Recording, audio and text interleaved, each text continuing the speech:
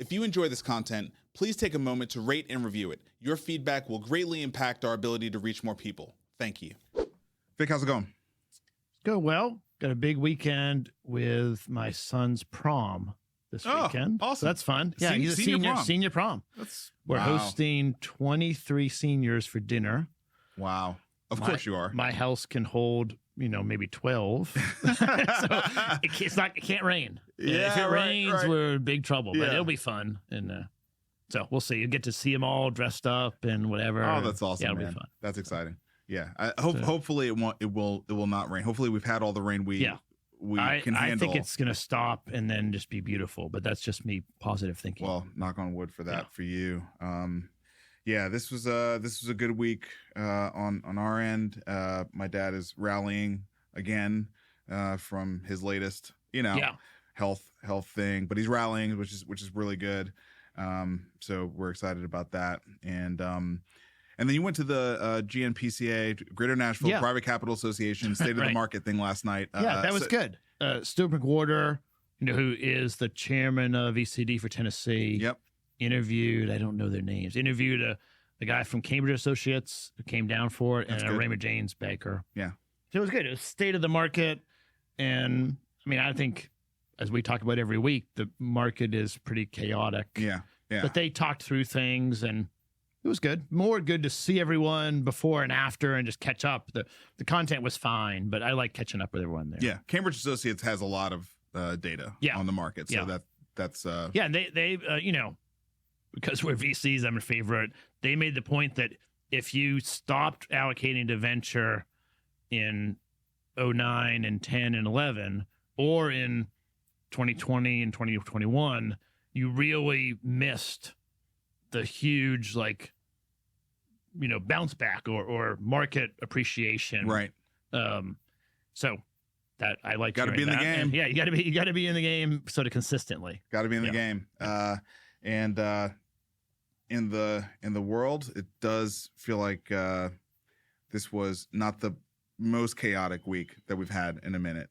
Yeah. Even though we have a lot to talk about, it didn't feel like there was that much chaos abound, and maybe more settling, congealing of okay, we've turned the world upside down. Now let's see if we can make sense of it and come to some new terms. We're going to talk about all that. Yeah, I think Monday was maybe the low point. Yeah. And then that's right. we're now coming back. Yeah, so hopefully that's right. That's right. All right. So with that, let's dig in.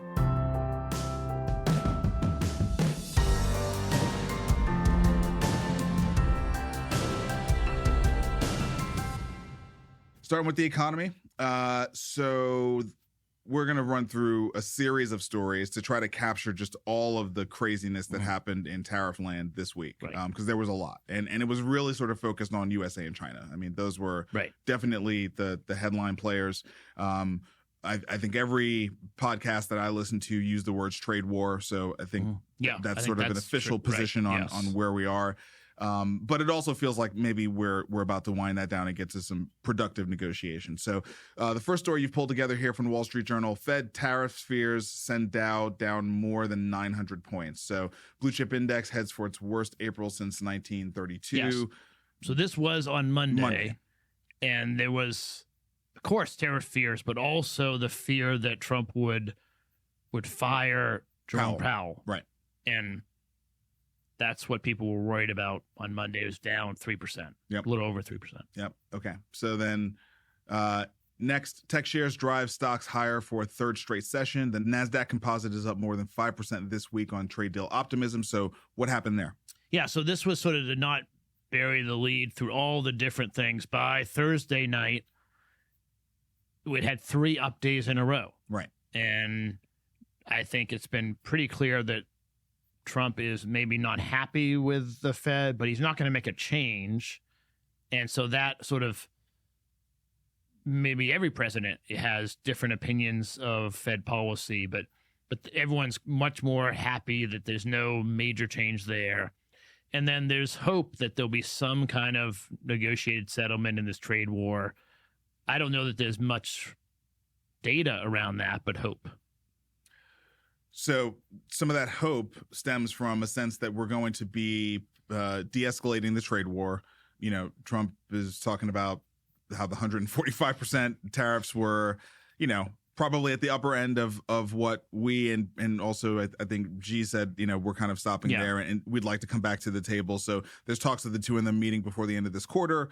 And there's just a sense that everyone feels like everyone has sort of realized that this is the mutually assured destruction society. Let's not push the entire global economy off the cliff. Because these are the two powers, right? Like we're the big buyers, they're the big manufacturers, right? And we've got to find a path forward. There has to be a way that these two massive countries can continue to do trade that's functional, both for our respective nations, but for the rest of the world. Yeah, I agree, and I'm hopeful. We'll see. I mean, there's a lot to be negotiated, but it seems like we are. At least Trump is making noises that sound like we could get to some agreement. Yeah, the key points in this story here are the Trump administration considers reducing tariffs on Chinese imports to de-escalate trade tensions.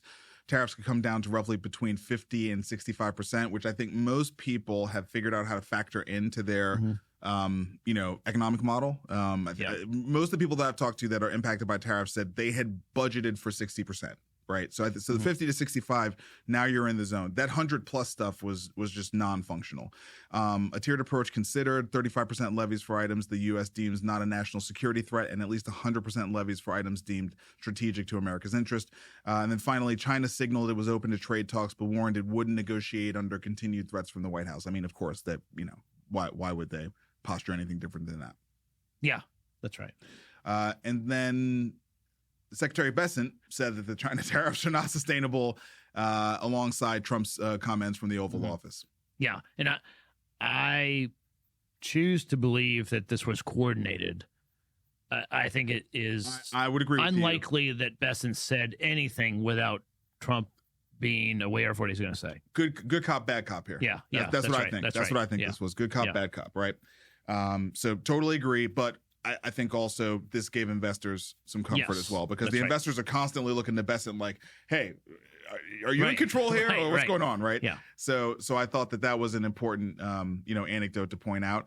DHL is suspending their high value deliveries to the U.S. Amid the tariff turmoil. So look, the Jiu-Jitsu Academy that I'm part of, our professor has a clothing brand. I've been working with him on it a little bit, and there was a big, shipment that came in, and right at the beginning of the tariff talk, we hadn't even gotten quite to Liberation Day yet, and it was stuck in customs for like 3 weeks, and there's all sorts of even post getting it out, there was all sorts of madness around. Okay, well, did we pay the duty? I mean, we did pay the duty, but the manufacturer from China, is saying, oh, well, I don't know if I got the money from the duty. So it's really complicated, these international, shipping processes.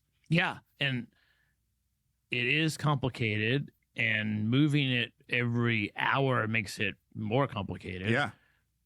And yet we have to be able to ship things across country lines in some kind of efficient way. And DHL literally just stopped.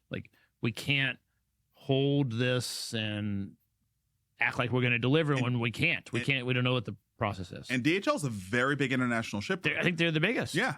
Very big international shipper. So that's, that's not small news. No. That's not small news at all. I mean, Bessent said, I think he said it best, the tariff with China was an embargo. We're just not trading with China. Right. Which is not sustainable. No. I mean, that's not going to work. No, not long-term sustainable. So, other things, knock-on effects of all this craziness. Home sales in March fell 5.9%, the biggest drop since 2022. I had seen this equivalent story on X, the Kobayashi letter. They were pointing out a chart from the Fed that effectively said the same thing. Yeah, and what makes me a little nervous is that, people buy a home over a few months. So this is, we probably haven't reached the bottom of this. All these sales have been in process for a couple of months. And so I think even though it's the biggest drop since 2022, I'm fearful that it's sort of the beginning of the home sale effect. Oh yeah. No, listen, I'm seeing all sorts of, screenshots, of different areas and just looking at how much inventory there is. South Florida, DC, unbelievable amounts of unsold inventory on the market in those. Yeah, the South Florida condo market is terrible. Yeah, really, really bad, right? And at the same time, I don't know that this is happening everywhere, but our assessor here in Nashville finally has caught up. Like, we were behind. And so on average, I don't know if you know this, but there's 45% increase on property taxes here in Nashville. And I would imagine we're not the only metro. I'm sure I'm getting that. I just don't know it yet. Yeah. On average, not every single district, but on average, 45% increase. Yeah. Across Davidson County, Metro Nashville. So I would imagine we're not the only metropolitan area that's going to be receiving. So you get a double whammy. Right. You can't sell your house, and your taxes are getting a 50% increase. Yeah. Yeah, and we haven't even seen some of the job losses that I think are coming through the NIH into the academic medical centers and all that stuff. So I'm hopeful that this works out with China quickly, but I think the second quarter, even though we're at the beginning of it, I still think second quarter is going to be pretty painful. Yep. So this is a big deal data point for us to continue to watch. Because home sales. I mean, that's where most Americans have their net worth. Yes, their whole net worth. Yes, and when the stock market shaves off $1.5 trillion in a day, and you also can't sell your home, that's a dark day for the for the middle class. But stocks rebound as Wall Street latches onto hope for tariff easing. So we did get a rebound. Yeah. So this chart I like to end on because you can see we were down for Monday. It was down dramatically, and then we ended up. Yeah, today, I mean, it's been weeks that we've been doing the show. When you look at the tickers at the top of WSJ.com, all red except for the VIX. Right. And this is the today, first everything day. was green. This is the first day in weeks that we've come in here where it's all green and the VIX is red. Yeah. Right. So that's really, really positive. So that how long did it take us to do that? It's 10-minute rundown on like this week. Yes. Crazy. Yeah, and if you were to watch the news every day, you'd be. Don't. Yeah, you shouldn't. I think you shouldn't. No. Just take a deep breath. Right. And once a week, try to surmise what happened over the course of that week. Right. Because it's a complete roller coaster. Yeah, from day to day. Complete roller coaster. And I do have to say, like, when Paul Kaplan was on the show, he was talking about Trump's energy, and I do think it's pretty remarkable that a guy his age has the stomach for this kind of roller coaster. Yeah. To drive it, to push it to this level of volatility. Yeah. I mean, he thinks he's doing really impactful changes to the world economy. I don't know if he is or not, but I think he is. He has a lot of energy to do something. It's going to take a long time for it to all shake out. Yeah. We're definitely not close to getting an outcome on this. Yeah. All right, switching to the VC rundown, we are starting with Fierce Healthcare. Nutrition counseling startup Nourish clinches $70 million to expand services. So this is a dietitian company. Yeah. They've been, pretty well known for a while now. Oh yeah. This is their B round. Yeah. It's a good company. There's several that are sort of in this space. We did a guest show with Nourish RX. It's a very similar name. Yes. But I think we need more nutrition counseling in general. So there's plenty of market opportunity for all of them. Yep. So $70 million round. It's a Series B, led by J.P. Morgan Private Capital, and returning investors are Thrive Capital, Index Ventures, Y Combinator, and others. So great group around the table there. So congrats to Nourish. Healthee, this HEALTHEE, not a Y at the end. Healthee lands $50 million to streamline benefits. So this is a health benefits navigation startup. Their $50 million is in a Series B, led by Key One Capital. That's a new name for me. Yeah. Previous investors, Finn Capital, know them. Gliot, I don't know how to say that. That's a weird name. And then Group 11 was also in this one. So I know Finn Capital, I know Group 11. I don't know Key One. That's a new one for me. But what are they basically doing? They're using AI to help HR departments help their employees to navigate their benefits. Yeah. It caught my attention because I was at a board meeting this week, and just like at dinner the night before, I was talking to the CTO. He created this for his own company because he needed to figure out, like, for his wife, how do we navigate benefits. So I think it's a needed thing. How defensible it is, I don't know. But an AI tool just allows you to navigate, like, okay. Doesn't seem tremendously defensible. I don't think it's that defensible. Yeah, I would agree with that.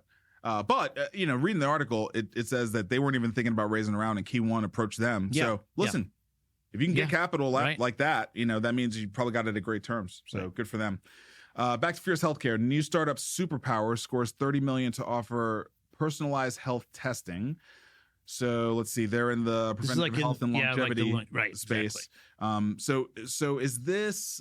So what's the big player in that space right now? Function. Yes. Function Health is the big player in the longevity personalized tests. You get your blood test 4 times a year, et cetera, et cetera. It's a competitor to them. Yeah.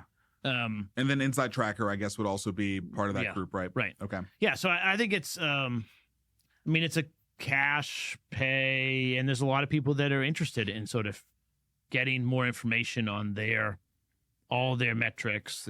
And then I think you can make meaningful change. Yeah. And then you get text access to a real concierge physician team. I probably should not say this, but these guys, so they have a picture of the guys who are, okay, fine. I think it's better to be kind. Fine. They look like guys that came together at Summit at Sea and are really well connected and were able to raise $30 million. So good for them. Good for them. It's kind of like the IV space is becoming a crowded space, but it's also a growing market. And so, is there room for another one of these? I'm not entirely sure. I know that you do have to tap into that entire ecosystem, the manosphere. And right now, Huberman's backing Function Health and a bunch of those other guys are backing Function Health. So I'm assuming they've got some influencers and some big, health/manosphere podcast people that are signed up to help promote this. Otherwise, I don't think you have viability in this space because there's not that big of a market and everyone sort of listens to the same people. Yeah. So I don't know who they've got, but they've got somebody like that, Maybe. I'm more interested in bringing solutions to kind of middle America chronic disease patients than I am optimizing a 35-year-old in San Francisco. But there is a market there. It's just not that exciting. Yeah. I mean, we've done and we continue to do stuff in the consumer health and wellness space. But generally speaking, it's novel in some meaningful way. Like I think about Pheno. I mean, Yes. That's their smart brush is pretty novel, right? So, okay, Overture Life raises $20.6 million for IVF automation. That's interesting. The word automation with IVF. So what is that? Was it the supply chain? IVF is going through a huge transition on all fronts to bring technology to bear, and there's a lot of ethical things around that, but I think it's interesting to sort of keep up with. But they're bringing efficiency to kind of the process of how you actually do it, and so that they automate the process with robotics, and they have different freezing technology. I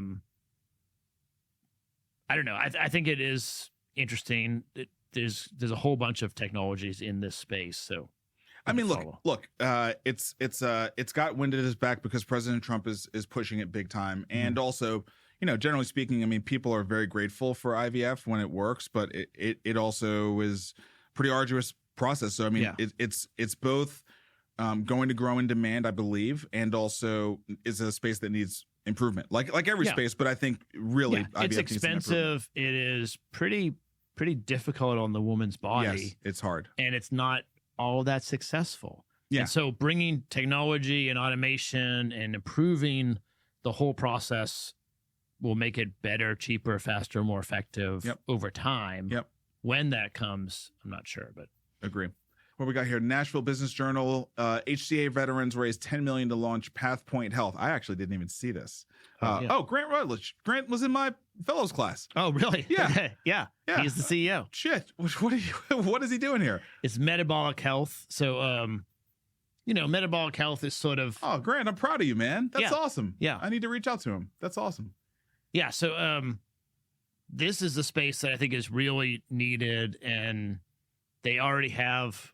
We're still working on getting it lined up. Yeah, go ahead. They already have some deals worked out.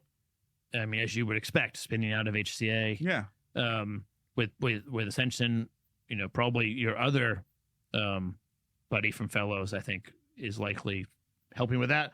But great, and I think a really important metabolic health is hard. So. Oh yeah, I mean, Fahad was also in our class. So that's what I mean. happened. That's what I mean. Right. Yeah. That's what I'm saying. I wasn't sure you were gonna. Oh, he's in the article. Yeah, he's in the article. Yeah. Right. Dude, look, if it's innovation happening at Ascension, Fahad has got his hand on it. We can always say that. Yeah. Yeah. So it's a good example of the Nashville ecosystem.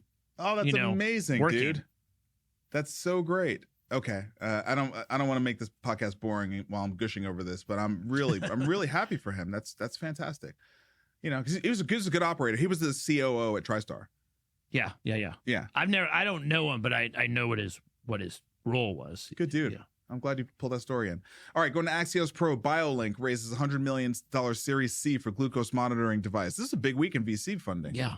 A lot of deals here. So Biolinq is a developer of wearable glucose monitoring devices. They're going up against some giants here. Dexcom is the big dog in this space, right? Right. So $100 million Series C. It's not that much capital. So I'm interested in. So let's see here. The CEO. What was that? Left, Dexcom. Yeah. Right. Okay. Declined to comment on when he expects FDA clearance. There's some reason he thinks he's building a better device. Yeah. He's in San Diego, same place as Dexcom. Right. So I wasn't aware we needed another continuous glucose monitoring device, but maybe we do. I mean, it's not clear to me what the different feature set is, but it's interesting. It's pretty in the picture here. Yes, it's prettier than the Dexcom one. That's for sure. Yeah. No, I think it's the graphically designed mock-up. But yes, I'm sure that's part of like their product design. They want to make it prettier. All right, Wall Street Journal. So we're now into policy. We're off VC. Okay, that was a good haul. Yeah. Into policy. Trump's FDA sends a bullish signal to biotech. The new commissioner, Marty McCary, vows to back innovation, might ease fears stoked by HHS Chief Kennedy. Of course. I mean, we've talked about how Marty's a real guy, and kind of like Bessent, offsets Trump. For the investors, I think McCary's gonna offset RFK Jr. No question about it. Yeah, and I talked to a friend of the pod. I don't know if I can give his name. You cannot. But he's talking to him, and he's assembling a really good team around him too. So he's strong, and then he's bringing in a good team. Yes, I'm cautiously optimistic. I think the Fed, the FDA upgrading and kind of streamlining the process. It could be great. Dude, honestly, like I know CMS is massively important. And quite frankly, I wouldn't put Oz in the massively controversial category in terms of a pick. He's a doctor. I mean, he's going to be reasonably friendly to providers. Exactly. And he's smart and he's knowledgeable and he's been engaged in the healthcare industry for a very, very long time. So I wouldn't But he's not the same as McCary. No, he's not. And also, I would say the FDA really is quietly the agency that I believe needs the most focus because of AI. Yeah. Like the FDA has got to figure out how it is going to redo. I mean, it's just like venture, right? Like we have to figure out how we're going to leverage AI differently to be able to process all these new deals that are going to be flowing as the capital, cost to launch a new company go through the floor. Right. So we have to figure that out. And the FDA, they had a backlog of thousands of submissions that they couldn't process, and their ruling for how they were assessing AI was the medical device, law from the 70s. So they have a lot of really important work to do, and I think they got the right guy. Yeah, and we should lead this as a country, right? Not wait for some other country to figure it out. And yes, they have the right guy, and I think it's positive. Yeah, I agree. Okay. Oh man, so X Vic is where I see all the crazy stuff. Yes. So I can't even remember who the handle was, but they were like, I cannot believe what I just read on covid.gov. And I, of course, clicked it. Right. And then this page comes up. And then there was the actual White House tweet on X that said, definitely don't click on covid.gov. First of all, the White House. Wait, I didn't see that. The White House said do not click on it? Have you seen the White House social accounts, Vic? No, I don't follow them. Maybe I need to. Full on troll accounts. But they're trolling their own website. Like everything. There is a Gen Z person running the White House socials, okay, and they have been given a green light to go Just full do whatever, full troll, full hardcore troll. It does not. We're not trying to. There's no institutional proper communication. No, and that's not exaggeration. It is. It's shocking. It's shocking. I mean, I don't think there is another country in the world today that is trolling like our White House account is trolling. I don't think there's a single one. I'm not shocked about that. What I'm surprised about is, so they put out the covid.gov. Yes. And then they are posting troll bad things against it. Their own site. They're not posting bad things against it. This site is a troll. The covid.gov, which then redirects to whitehouse.gov / lab leak, true origins of COVID-19. Like this page. Yeah. So people that are listening, it's comedy. It is comedy. It's comedy. Or it's depressing, depending on how you look at it. It's dark comedy. It's dark comedy. It's lab leak, and then you have like a airbrushed image of Trump looking younger and slimmer than he looks, sort of marching in to solve all the problems of the world. He's 6'4", 220, No, that was a joke. That was a joke. You're not up on the X humor. You're not up on the X humor. No. So anyway, and then they go through the lab leak stuff, which is not new. No, it's not new, but it's never been officially recognized by the United States government. So okay, a couple things. One, I think landing on this is the origin of COVID-19 in a definitive way. It's probably not the worst thing for our government to be doing. Now, the presentation is always a different thing with Donald Trump. So do not take the what and the how as the same thing. I'm talking about the what. Landing on some final analysis that says this is what it is, especially as more and more people. We're 5 years later. We're 5 years later. Yes. I think there's a pretty clear consensus that it was, I would say unintentionally escaped from a lab. Yes. Leak is kind of a funny word to use, but that's the word people have been using. That's right. Yeah. And the way that I've seen the science, it would be very difficult for this to evolve in a natural evolution kind of process. Yeah. So I think that's not that controversial. The style, like everything Trump does, is the how. The how is something else. And I mean, it's one of the really interesting things about this Trump too is we're just talking about Commissioner McCurry, right? I mean, like they have look, I mean, whatever you think about Elon Musk, he's still, by many accounts, one of the greatest entrepreneurs of our generation, right? And especially when it comes to technical entrepreneurs. He has assembled an incredible group of people, and I would say the design of all the new White House stuff is really, really strong. Like the visual language. Yeah. I think it's super well designed. But then, you scroll down and there's like this picture of Fauci holding his head. This is where it's like, is this the Onion?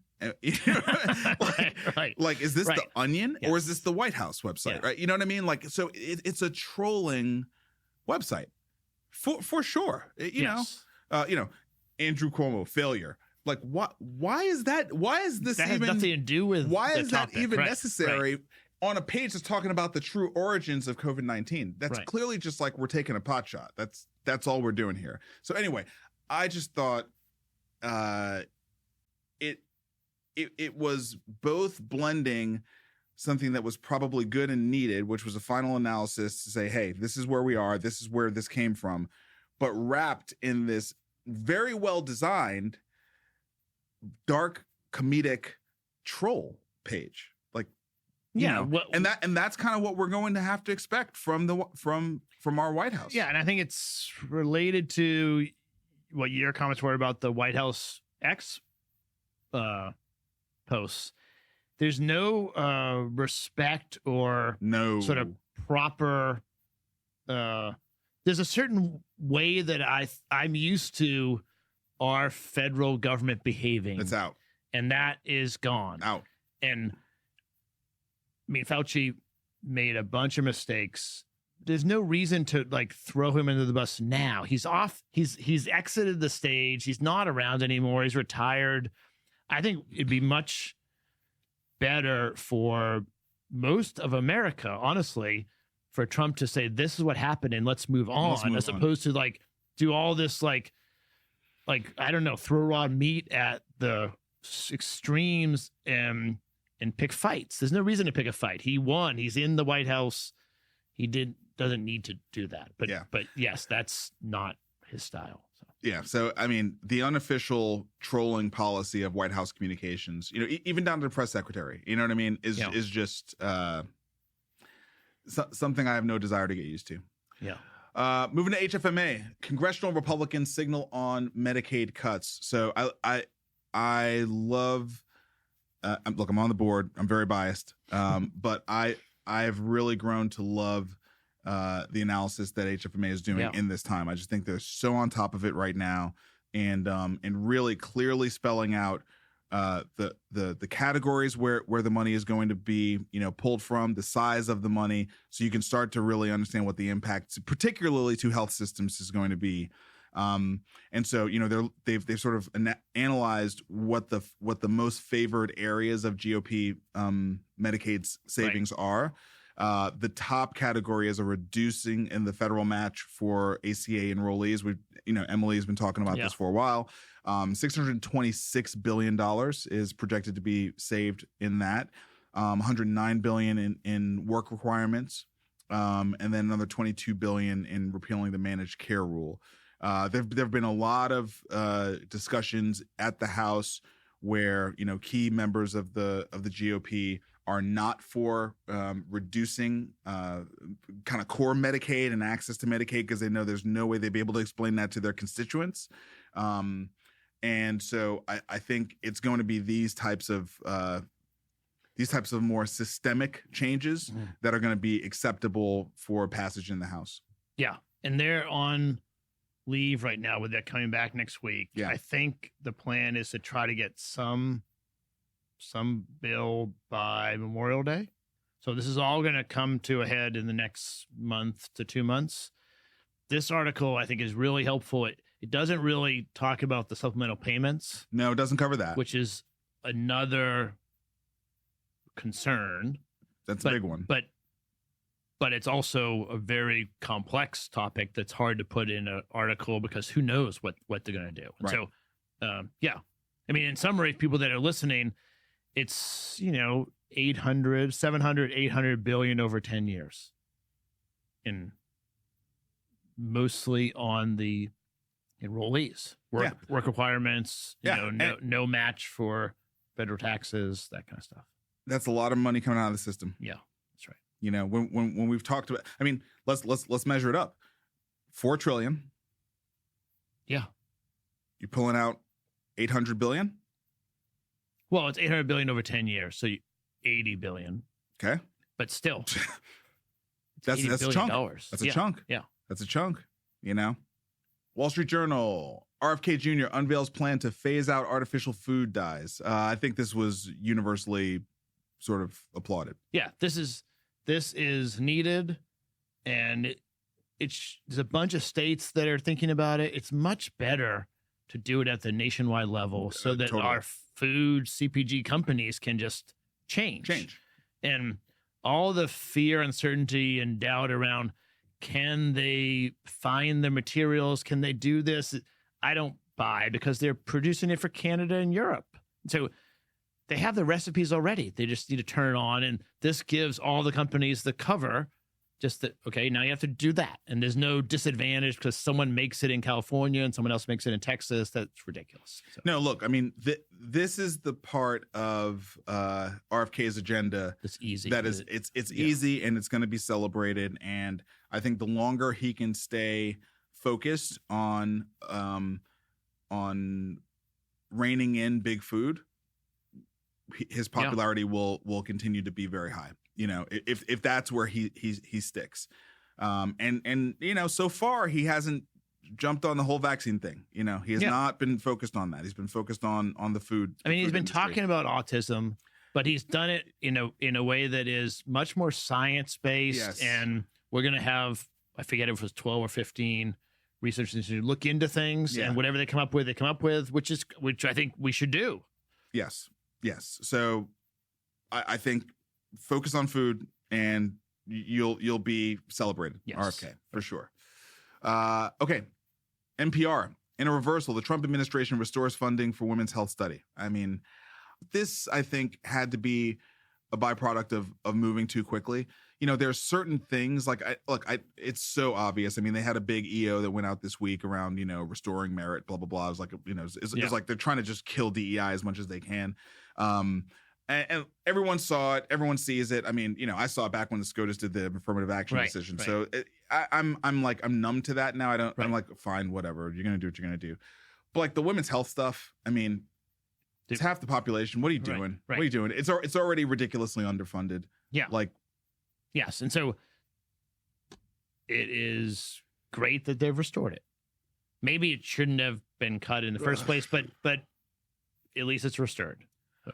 Yeah. I don't understand how on one hand you're like fighting for women's equality in sports, you know, with all the transgender stuff, but then like you're stripping women's health studies of their funding. It's like, Don't try to apply logic to it. I know. I was just telling somebody else that today, and here I am trying to apply logic to it, right? This is stupid. Healthcare Finance News.com. Arkansas governor signs bill banning PBMs from owning pharmacies. That's so CVS. That's a big one. That's a big one. CVS may not. Well, but Optum doesn't operate pharmacies. I don't think. Specialty pharmacies. Specialty pharmacies. Specialty. Yeah. So they cannot operate pharmacies in Arkansas. So there's 35 CVSs in Arkansas. Wow. That are going to have to close. Wow. And I think I'm okay with the rule, but it's going to cause some challenges in those communities where they're closing stores. And so I don't know. It's a controversial. There are people on both sides of this. I have portfolio companies celebrating it and portfolio companies nervous about it, but it's a big thing. And then I think several states that are also looking at following. I mean, it does feel like the PBMs are under sustained attack at this point. Like I think there's enough enemies of the PBM industry. Yeah. That they're going to continue to be assailed until there's some serious reform. I mean, it's everyone from Mark Cuban to Sarah Huckabee Sanders. You know what I mean? Yeah. Like, it's a pretty broad group at this point going after them. And, I mean, I would say the horses left the barn 10 years ago. Like, the PBM business model was used to hollow out retail pharmacy. And that has damaged our retail pharmacy platforms. All of them are struggling. All of them. But it's already happened. That's already happened. That's 20 years ago. Yeah, I think we're going to talk about Rite Aid in a little bit. Right. So there's I mean, changing it now is, I guess it's good to close the barn door, but the horse is already gone. Yeah. And like, you can't really make the business model work again. Yeah. But so I don't know. Okay, you got another story here? This is just Axios saying there's several states that are also following it. Okay. We're going to keep moving. Yep. Wall Street Journal. Judge rules Google operates illegal ad monopoly. So it is really looking like Google and Meta are going to have to sell YouTube and Instagram. I haven't heard YouTube. They're talking about DoubleClick, but which is the ad business. Yeah. But I don't know, man. Like I think they're going to keep going on Google. Because YouTube is the real asset. Like DoubleClick's kind of embedded. It's like a B2B thing. Okay, that's fine. YouTube's bigger than Netflix. Yeah. As a standalone company, right? It's bigger than Netflix. Yeah. And then Instagram. Did you see where Kevin Systrom came out and added commentary and said that after Zuckerberg acquired Instagram, he tried to starve it. Oh yeah. But he couldn't stop it because Instagram was just the interface was just so powerful, like it just grew to what it is today, right? Which is probably the most valuable Meta app. Yeah. I think these are different things. So Google has lost 2 court cases, this story and the next one. It has been deemed by the court to operate an illegal ad monopoly. And then the next one, which by the way, we just have to say, it's so crazy how long it takes sort of the regulatory and judicial environment to catch up with these things versus the technology environment, because they finally got Google in their crosshairs. Meanwhile, like OpenAI is eating Google's lunch. Yeah. Like in real life, in actual market share, in actual dominance of SEO, in actual they're already about to be hollowed out. Right. Their monopoly is getting eaten out by the market right now, but they're getting the double whammy now with these antitrust.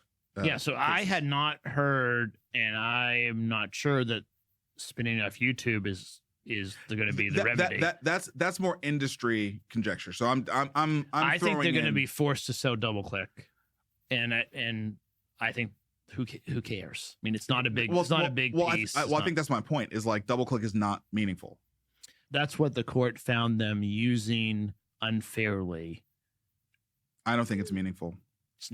Well, the remedies are not meaningful. So then go to the next story. Instagram is meaningful. Well, yeah, that's a whole different topic. Yeah. But just on Google, and then the next story is they also were found to have a monopoly in search. Yep.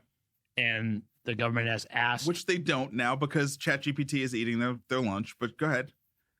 I mean, they don't. They don't. They don't. If you judge the market as any normal human would judge the market. Yes. The way they define the market in the court case, they used, search engines. Right. And they do. Right. So and then it's the same way they defined supermarket. Right. With the Kroger right. Exactly. Yeah. And then they are asking for Google to be forced to spin off Chrome as a remedy. That's a big deal. That is a big deal. And that's a really my big deal. question that I want to talk about is, so the most likely buyer is OpenAI. Yeah, dude, of course. And I don't think there is a buyer. I cannot imagine a buyer of Chrome that would charge me to use Chrome. No, that's not possible. No. I mean, we have DuckDuckGo, we have these things, and they don't work because people don't want to pay for the browser. No, and so there's no one that would buy it unless they're going to use it for some monopolistic advantage. So what's the point? So Vic, I think this is why the industry people are coming up with a logical idea, but not one that's practical for the court system, right? So spinning off YouTube would solve all these things and be logical and functional. That's logical, That's right? not what they're going to do, but you spin it off. You have a new competitor to Netflix. It's in a completely different category. Yeah. It definitely impairs their enterprise value, significantly. Yes. And then, and it impairs their search and their ad and everything else. Exactly. Right. It actually meaningfully But it impairs. has revenue and can be a company on its own. It's a standalone business. That's the point. It doesn't have to be acquired. It literally can run against Netflix. Chrome, I mean, you could sell it to OpenAI, you could sell it to Amazon, but these places are going to subsidize the use of the browser for their own monopolistic advantage. Of course. Which is the whole thing we're trying to get away from. It doesn't make sense to me. I don't understand why that's beneficial. And then they pull in the DuckDuckGo guy who, in my mind, has a agenda, failed business or a struggling business. And he claims that Chrome should be worth $50 billion. And okay, but he's clearly biased with an agenda. I mean, he wants to claim that because then it makes DuckDuckGo worth value something right. that's not zero. The whole thing is crazy. Dude, what's your issue with DuckDuckGo? I like DuckDuckGo. It's fine. I mean, but no one is going to, not many people, unless you're really serious about privacy, is willing to pay for it. They don't sell the browser. They sell a VPN. They sell a VPN. The browser's free. Okay. I don't know. I haven't looked into it, but yeah, I don't care about private. Stop with the DuckDuckGo hate for a second, dude. Okay. I mean, like, I don't think DuckDuckGo can buy Chrome. Definitely not. No, your point about like the business model is challenged. I mean, listen, it's either going to go to Microsoft, Meta, Amazon, or OpenAI. Right. I mean, it's one of those four companies. Yeah. Right. X can't buy it. X doesn't have enough money to buy it. So it's one of those four companies that could buy it. Or some Chinese company or something else. Sure. And, or that. And so the government's picking, I don't know, one of those four companies to advantage over Google. It's like a waste of time and effort. I don't know why they're doing it. Again, logic. All right, New York Times, a startling admission from a GOP senator. In quotes, "We are all afraid." This is Lisa Murkowski, the longtime senator from Alaska. She's independent. She was not MAGA. She survived the primary out there. Mm-hmm. So she does have some, political power. But she is still. And she got attacked. And so she also is, survived an attack. Yes. And I mean, I think what she's doing here is she is coming out. She's admitting that she's afraid. But she's saying, we have to stand up, for real conservative, real Republican values. So I mean, obviously, incredibly brave thing for her to do, and an important thing to say that she is afraid of the leadership in her own party. Yes, and I think I've never seen this before. Like a lot of things, we're in new territory, and it's not okay. Like the way our government works, she is supposed to, all the senators and Congress people are supposed to represent their own district. And if they are afraid of retaliation, by definition, someone is trying to encourage them to consider things that are not representing their own district. That's what it means to be afraid of retaliation. Now, whether they stand up to it or they don't stand up to it, I don't think that's good for democracy. And I mean, this is not surprising, but it's pretty surprising that it's a U.S. senator saying that out loud publicly. So I would go to a different place, and I would say MAGA is very powerful on social, and they can direct many people to, at a minimum, people and bots to troll, call, email, send mail, and intimidate people. I think that's, look, that doesn't seem to be very controversial at this point. I think anyone can do that. Well, it is true that MAGA is doing it, I think. Well, anyone can do it, but no one can do it like them now. Yeah. The two most influential people in the MAGA movement both have their own social media platforms that they own. Mm-hmm. Right. Yeah. And you can't say that for really anybody else in the Republican Party or the Democratic Party. Yeah. So those are powerful, powerful tools that they have at their disposal, right? And of course, like, they're tools. They literally control the distribution. Yeah. They don't just have accounts on them, with a lot of followers. Right. They control the platforms, right? So that was my read. My read was not like, hey, we want you to do something that's not in the best interest of your constituents. When I see the word afraid, I take that at like, no. Actually afraid. Actually in fear. I mean, what happened to Mike Pence in the airport? Yeah. Like that's what I'm talking about. I'm not talking, It's bad either way. I mean, I don't know where we go from here, but this was a thing just to bring up and talk about because it's a problem. Because it's happening. Yeah, it's happening. It's part of what's happening in America right now. Right? It's part of what's happening in America.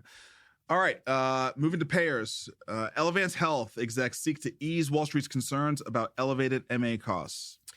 Yeah, so it's interesting. Last week, United Health Group missed earnings, and yes, we were surprised about that. I think a lot of people were surprised about that. And I made the assumption that it was going to be really difficult across all payers. But then Elevance came out and beat earnings, and we have a couple other stories as well. Several payers have come out, beating or meeting expectations. Yep. So there's something else going on. I don't know exactly what it is, but Elevance was very clear that they met their earnings. They also, didn't have the same kind of medical loss ratio growth. So they performed well. And that's just new because United Health Group has been a really strong performer for decades. And something else is happening there. Now, it may be a temporary thing, United Health Group is very complex, so it's hard to see from the outside. Yeah. But that's just a change in my thought process from last week, which is why, it's interesting to cover anyway, but that kind of dichotomy between the two was striking. Elevance appears to be a very well-managed company. Yes. And so is United. So they're going to have strong responses to these things. I think in the case of United,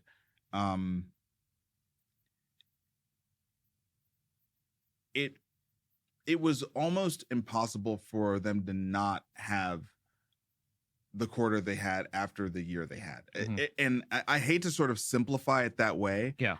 But when an organization is impacted in the way that they're they're not robots, man. Yeah. You know what I mean? They're not robots. They're people. And they just basically had 12 months of trauma. Yeah. At the end of the day. So I don't know. To me, I just kind of chalked up that quarter to what happens when you have 12 months of like really, really serious sustained trauma. Well, you probably miss a quarter. Right. You probably miss a quarter, Yeah. And I think Elevance's response here is measured, Yeah. Yeah, I think that's right. Centene CEO London weighs in on state of Medicaid cuts, enhanced ACA subsidies on the Hill. Yeah, so that's fine. He's weighing in. She's weighing in. But they hit their earnings and the firm guidance. They're much more of a Medicaid. Yeah, they're a Medicaid player side. So they didn't really address all the changes. And so she is lobbying and maybe hoping that there won't be a lot of changes, but I think they're. The MLR is 87.5. It's not awesome, but it's also not like it's not in the 90s. Yeah. So given all the changes that we've got going on, last year they took their big knock on redeterminations, but I think they took their medicine quickly, so they're not really dealing with that anymore. So so we'll see what happens with Medicaid. Yeah, as far as changes going forward. Yes. But they had a good quarter. Yeah. Molina reports mixed Q1, says Medicaid rates are increasing. The California-based insurers results were good enough, one analyst said. Yeah. So another mostly Medicaid player. And same. They were fine. And so we now are seeing, I think, several payers. We don't have Humana and Cigna yet, but I agree. It's more likely that an interim thing at UHG than a system-wide thing. Yeah. I think we're going to have to really watch Centene and Molina in particular very, very closely. They're not, it's not correct to say they're pure play government, but I mean, they're 80% plus, right. That's their book of business. And, these changes, these cuts that we just talked about that are coming down from the GOP, it's like, how much does that actually impact MLR? How much does that impact administrative costs? And then how much does it impact MLR? And I'm not entirely sure about that, based on it's like work clearances and, matching on the ACA market. I'm like, does that really impact MLR in a meaningful way? Or does that just pinch the providers downstream of the payer? And I don't think anyone knows. My guess is that it does, because it's going to pull people off coverage who don't need coverage. Yeah. Right. So if you're healthy, you don't have the tax subsidies, or it's going to change the census. Yeah, Right. That's Yeah. No, that's a important point. HCA Healthcare beats profit estimates on strong demand for medical care. Yeah. So HCA delivered. They came out this morning. I was kind of worried about their performance, but they're good operators. They delivered. Yeah. So they're, they continue to. They have headwinds, but it's HCA. Yeah, right. It's HCA. Flu volumes, payer battles, policy uncertainty takes center stage during CHS's Q1 earnings. Yeah. CHS also met their earnings. Good for them. So they're holding on. Yeah, they offloaded that health system to Ascension. I'm sure getting that done helped. Yes. Helped quite a bit.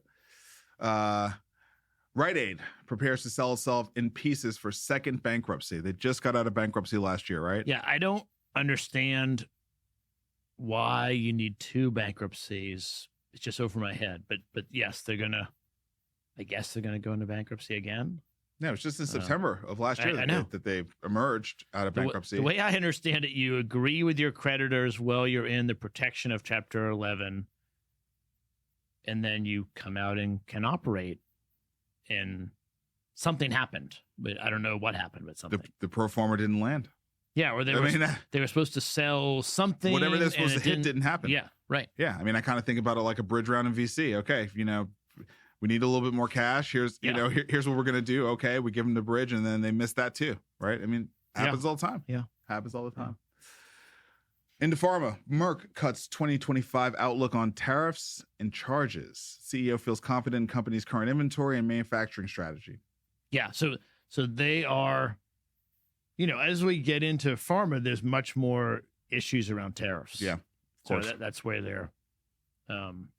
But their first quarter net income increased, driven by Keytruda sales reaching a little over $5 billion.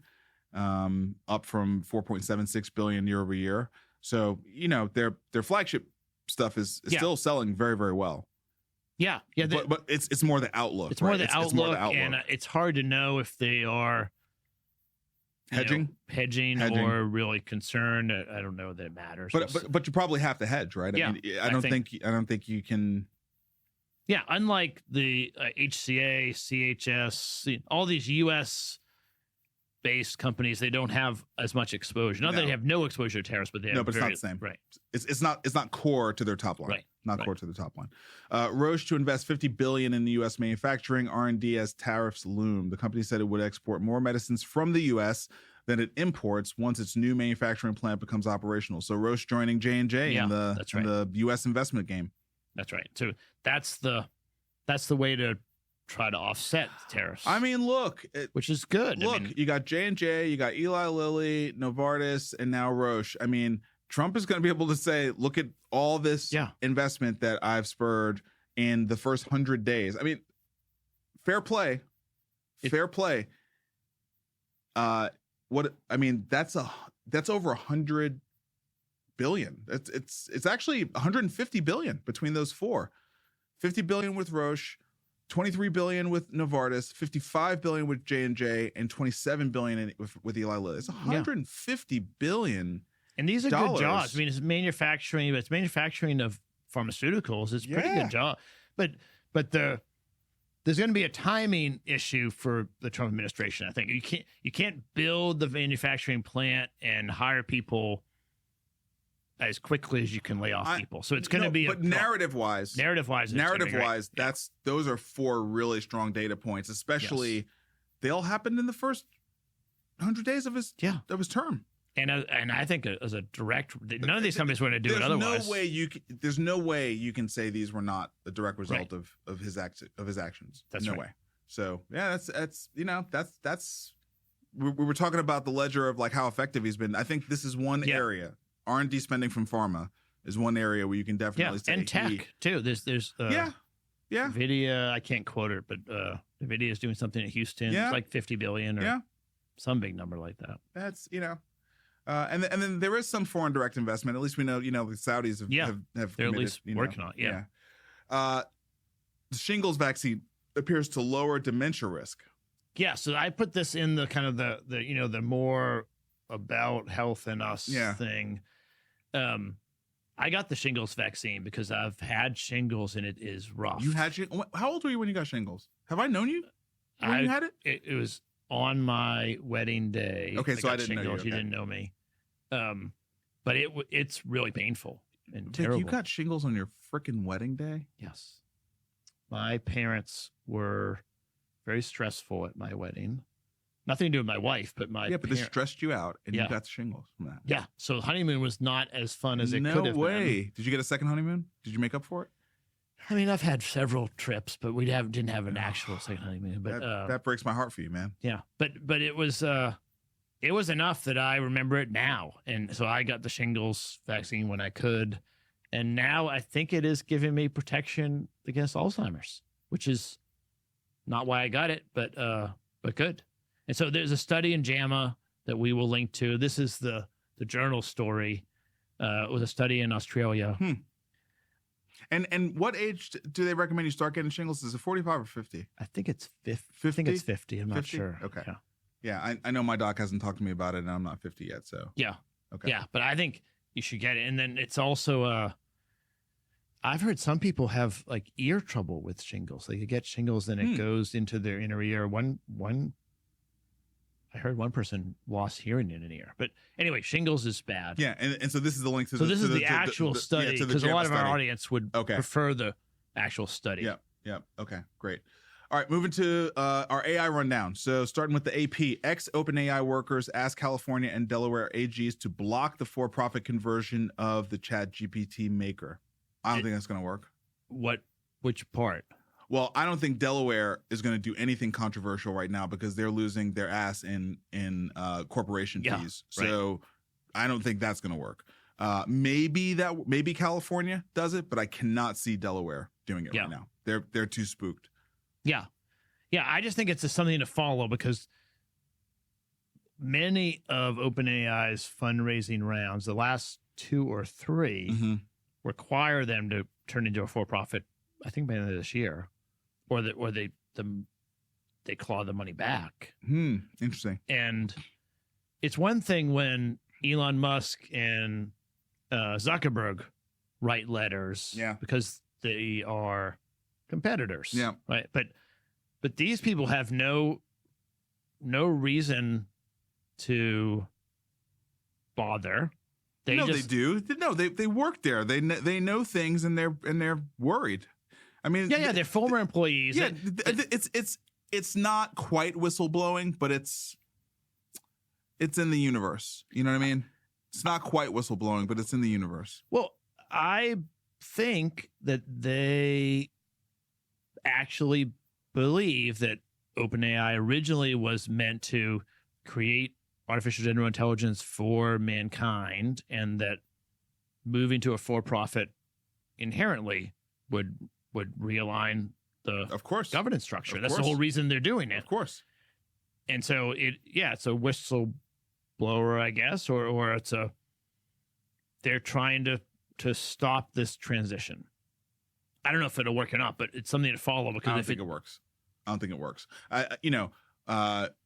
Newsom is trying to show the strength of California's economy. Yeah. I think he would prefer to have OpenAI as a for-profit company that adds to his bolstering economy. and Delaware can't do it because they can't afford to lose any more business to Texas. So I think basically this doesn't happen, but interesting story.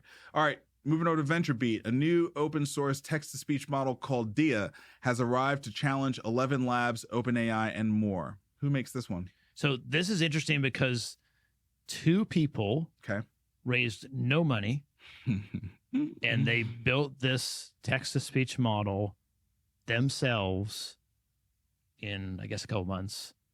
And now it is as good as these other models. So I just wanted to bring it up just to show that the acceleration of like using the existing tools to build new tools. I mean, they did it with no money, and then they just put on Hugging Face for free. Well, now Google helped them. So we gotta dig in here. So one of the two founders is named Toby Kim, and he credited Google for giving him and his collaborator access to Google's TPUs. That's their tensor processing unit. That's their proprietary chip that they use for just a GPU basically.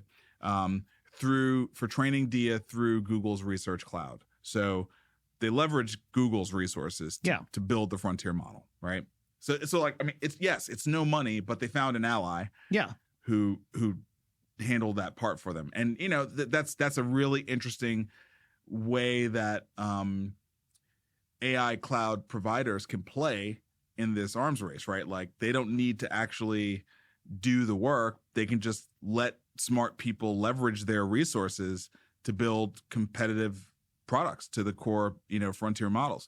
That's going to make it really, really hard to stop the open source part of LLMs, and that's very good. I still don't think these models just don't have brand or distribution at the end of the day, but we don't need that. What we need comparable open source alternatives as innovators, right?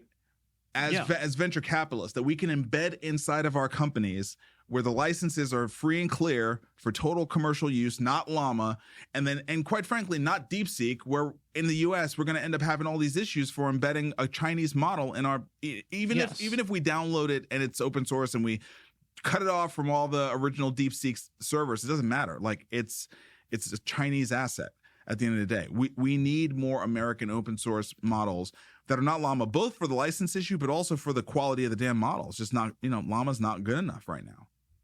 Yeah, I agree completely. And what's interesting is that these two founders didn't like the quality of Notebook LM's automated podcast thing. Yeah. Because it's generic. It's generic. It's generic. It's generic. It's okay, but it's not great. It's a good parlor trick. Yeah, right.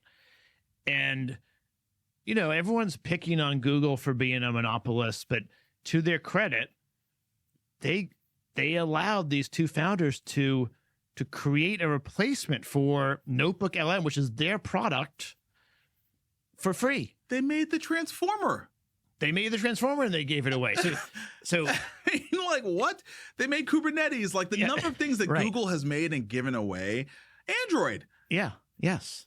I mean, the number of things that freaking Chrome is Chromium. It's open source. I use this browser is Brave. It's not Chrome. Yeah. It's based on the Chromium code base. Yes. So it's healthy for the whole ecosystem. Yes. So yes, that's the only point. Okay. Yeah. I mean, I guess earlier when we were talking about Google, I didn't stand up for them insofar as like I'm much more happy to see Meta broken up than Google. Yeah. I like Google, and I'm the same way. I think Instagram should be spun off. Totally. I'll be all in favor of that. Totally. Yeah. And look, I think if you're going to attack Google as a monopoly, I would just say YouTube is the right place to do it. It's a standalone. It immediately becomes the number one streaming service in the world. And it would be probably net positive for Google shareholders. I think it would because YouTube would be able to just totally focus on just dominating that space. All the Google shareholders would have their ownership in YouTube, and Google would be able to totally focus on what it needs to do because Google needs to evolve from search to AI. Google needs to be an AI company. at this point, a full-on AI company, right? And so that would be how I would position it. But I like Google. They've done a lot of good things, and they're just on the wrong side of Elon. Honestly, that's what I think's happening. They're on the wrong side of Elon. Yeah. Okay, The Verge. IGN and CNET owner Ziff Davis sues OpenAI. Okay. So this is another thing that I'm following that you're going to say is not going to matter. I think it just is something to follow. Yeah. No. It is something to follow. Ziff Davis has a lot of websites, a lot of content. Oh, dude, they're like the control. OG. Right. I mean, CNET. That's OG. Yes. That's Tech TV, man. I mean, that's like about the net. That's a long time. CNET. That's old school, man. Yeah. That's like back when you and I met. CNET was really popular, right? Okay. TechCrunch. Oh God, we were laughing at this one earlier. Columbia student suspended over interview cheating tool raises $5.3 million to cheat on everything. Yeah. So these two guys were Columbia University students, and they created a way to have a kind of an in-browser little side window open. Yeah. So that they could cheat on their coding tests for job searches. Yep. And they got caught and I think kicked out of Columbia. Or suspended, I guess, maybe not kicked out.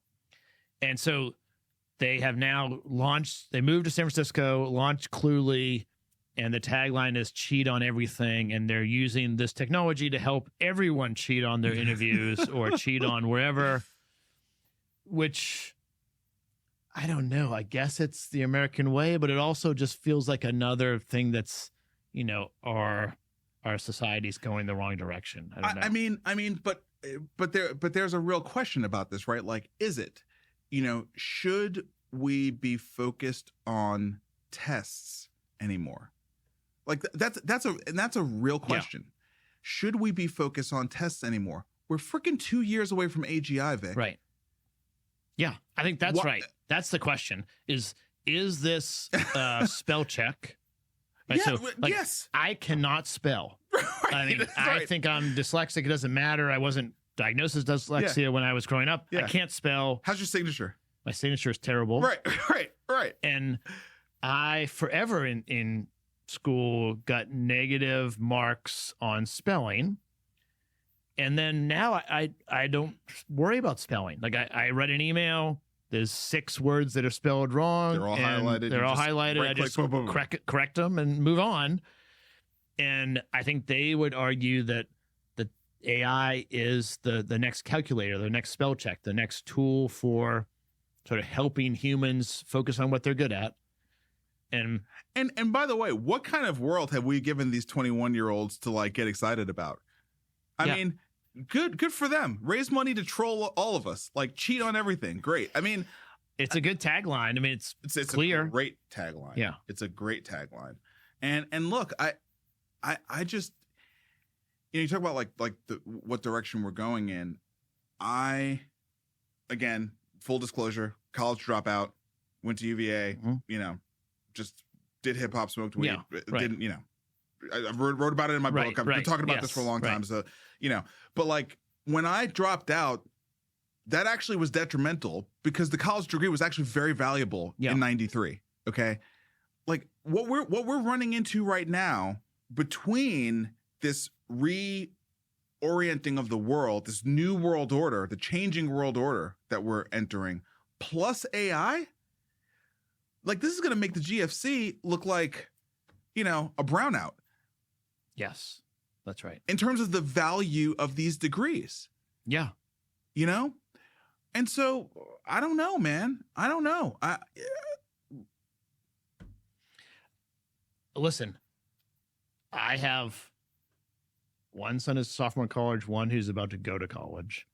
And there is no replacement for it, but it's clearly not working. It's expiring.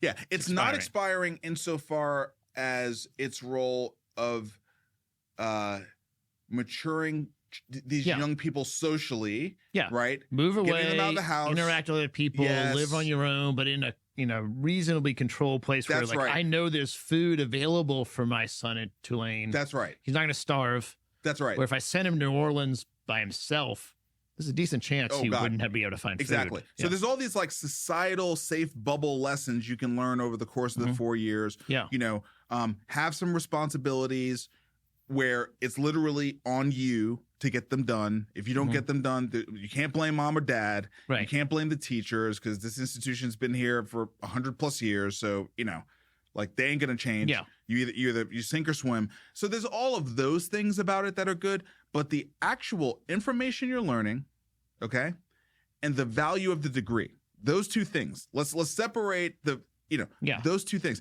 So then you ask yourself, is there a cheaper way to do those first things we talked about? I think there is. You know what I mean? Yeah. Because you're paying for the knowledge and the credential.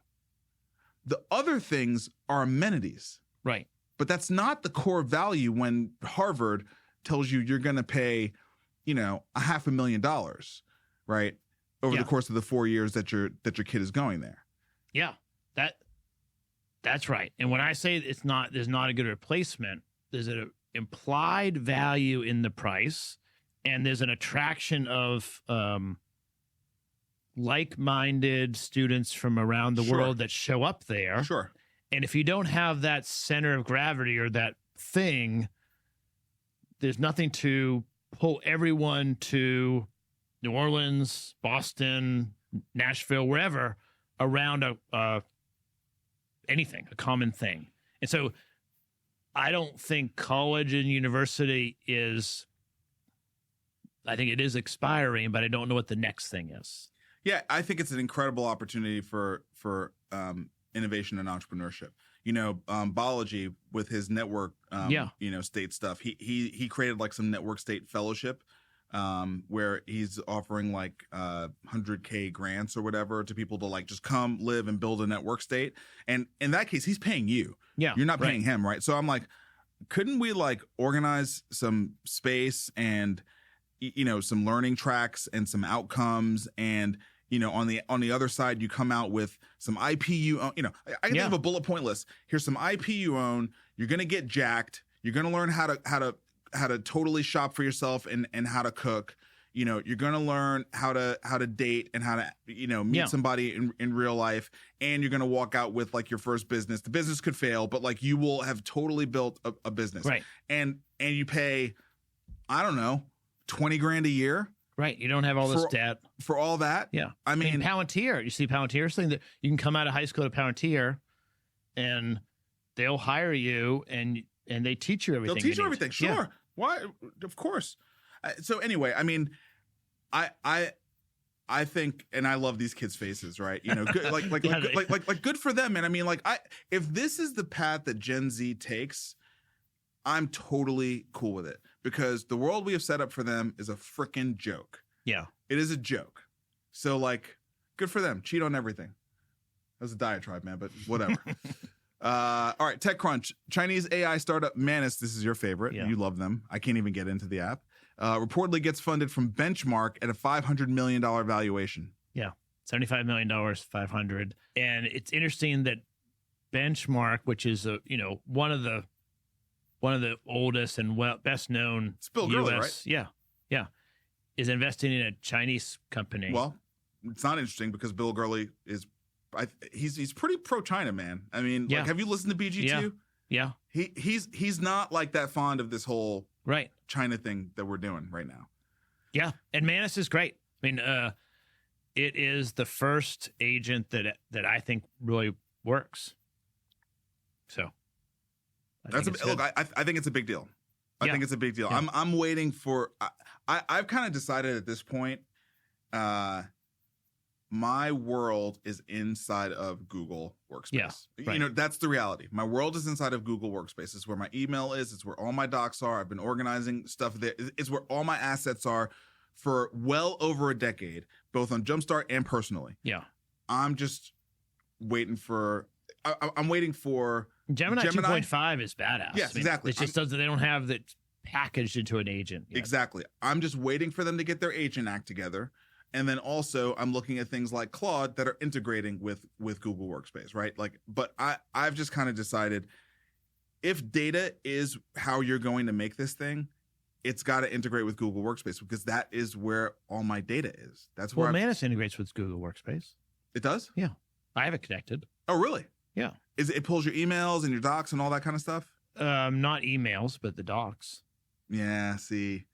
The emails is like, I mean, we've talked about this. The interface to email, Slack, Asana. I mean, there's like 5 interfaces I need. Sure. Are the hardest part, but I think Google doesn't allow integration deeply into docs.